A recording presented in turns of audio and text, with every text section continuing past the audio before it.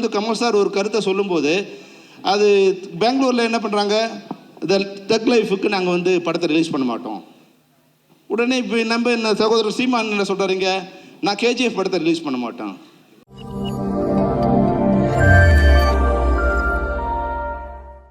தமிழ் இண்டஸ்ட்ரியில் cinema industry அப்படின்னு எடுத்துக்கிட்டோன்னா அதில் நம்ம ஒர்க் பண்ணக்கூடியவங்களுக்கு வந்து அந்த பிஎஃப் இஎஸ்ஐ அப்படின்ற ஒரு விஷயமே இருக்காது.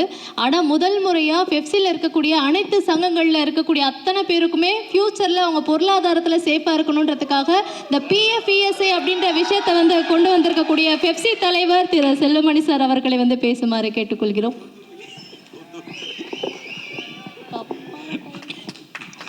அனைவருக்கும் வணக்கம். அக்யூஸ்ட் திரைப்படத்தை இசை வெளியீட்டாக வருகை தந்துள்ள அனைவருக்கும் வணக்கம். நான் கூட ஒரு அக்யூஸ்ட் தான். அந்த பட்டத்தை கொடுத்தவர் முரளி சார் ராமசாமி. என்ன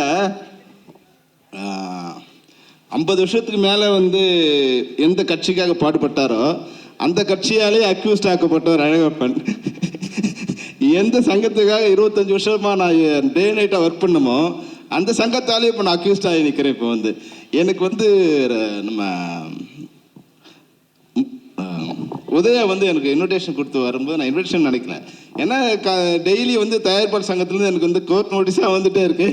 நான் வாங்கின நினச்சி வந்து எக்ஸிக்யூட்டிவ் மெம்பர் நேராக எடுத்தாந்து கொடுக்குறாருன்னு நினச்சிக்கிட்டேன். அந்த வந்து இன்விடேஷனை பார்க்கும்போது பார்த்தோன்னே என்ன உதயா எனக்கு அக்யூஸ்ட் இது கொடுத்துட்டு நீங்களே நேராக வந்துட்டீங்களான்னு, கோர்ட் ஆர்டர் எடுத்துகிட்டு வந்துட்டீங்களான்னு.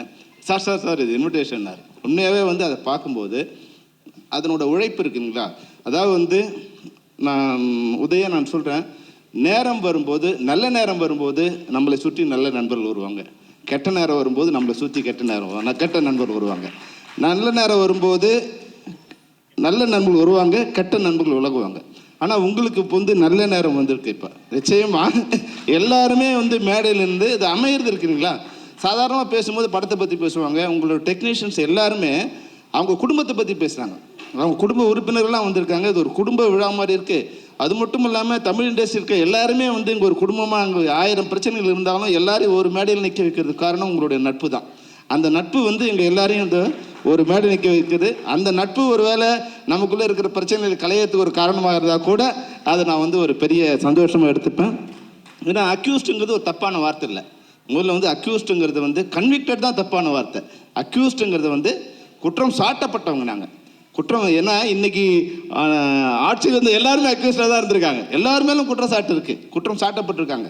அதெல்லாம் வந்து நிரபராதியாக விடுதலை பண்ணப்பட்டிருக்காங்க, கன்விக்ட் ஆகிருக்காங்க. பெரும்பாலும் யாரும் கன்விக்ட் ஆனதில்லை.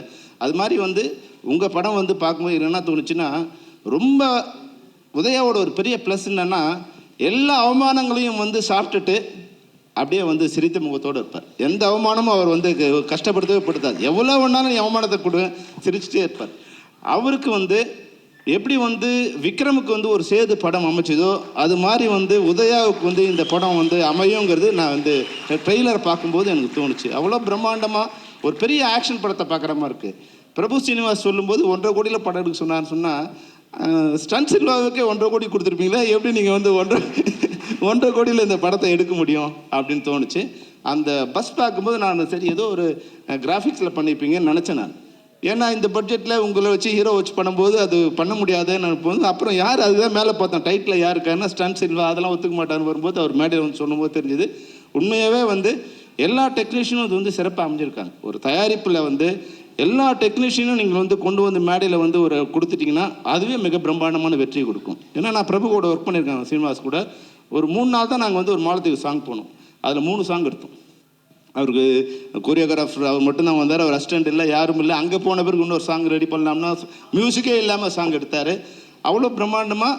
நான் பெரும்பாலும் எந்த ஷாட்டுமே நான் யாரையும் வந்து தனியாக விட்டு எடுக்க அலோவ் பண்ண மாட்டேன். நான் கூட இருந்தால் நான் தான் கேமரா ஆப்ரேட் பண்ணுவேன். ஆனால் பிரபு வந்து ஒரு நாள் ஒர்க் பண்ண பிறகு வந்து நான் தனியாக இண்டிபெண்ட்டாக ஒர்க் பண்ண அலோவ் பண்ண ஒரே டான்ஸ் மாஸ்டர் வந்து பிரபு சீனிவாஸ் தான். ஏன்னா அவருக்கு டைரக்ஷனுக்கு உண்டான அவ்வளோ நாலேஜ் இருக்குது. இந்த படத்தை பார்க்கும்போது வந்து ஒரு மிகச்சிறந்த இயக்குனர் வந்து தமிழ் சினிமாவுக்கு வந்திருக்கான்னு தெரியுது. பிரபு, நீங்கள் முதல்ல வந்து நீங்கள் எங்கள் யூனியனில் மெம்பர் ஆகிடணும். நீங்கள் நான் மெம்பராக இருக்கீங்க. அதுபோல் வந்து இன்றைக்கி மேடையில் வந்து முரளி சாருக்கும் வந்து ஒரு சின்ன ரெக்வஸ்ட்டு. அவரோட நண்பர்கள் வந்திருக்காங்க. எல்லாரும் முகம் பார்க்காம இருக்கும்போது இப்போ பல கடுமையான வார்த்தைகளை விமர்சனம் பண்ணியிருப்பாங்க. ஆனால் நான் உள்ளே வந்தவொடனே அழகம் பண்ணி வாங்க வாங்க சார்னு சொன்னார். அதுதான் வந்து 25 வருஷமாக நாங்கள் ஒன்றா சேர்ந்து ஒர்க் பண்ணதோட உண்மையான நட்புங்கிறது வந்து அதுதான், அந்த இதயத்தில் இருந்தோட தான் உண்மையான நட்பு.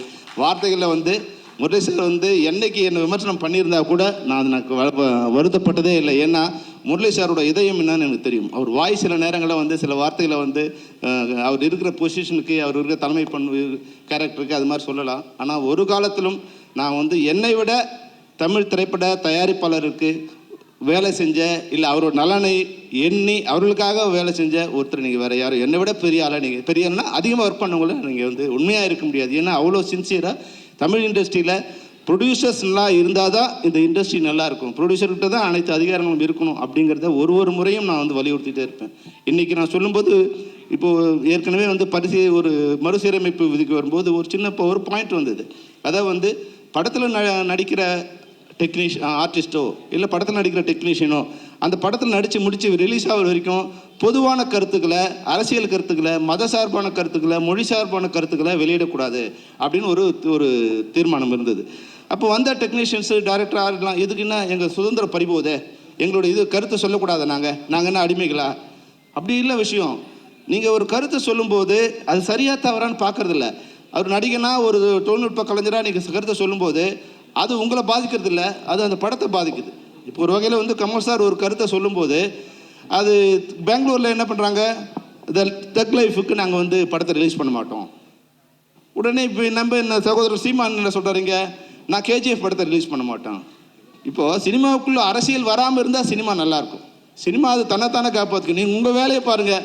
ஒருவேளை நீங்கள் வந்து அங்கே இருக்கிற கன்னட அமைப்புகள் வந்து கமலஹாசன் சாருக்கு நீங்கள் வந்து எதிர்ப்பு தெரிவிக்கிறதா இருந்தால் மக்கள் நீதி மையம் இங்கே வந்து நாங்கள் ஓட்டு போட மாட்டோம்னு சொல்லுங்கள். அதுதான் வந்து சரியான அவர் அப்போ வந்து சரியாக இருப்பார்.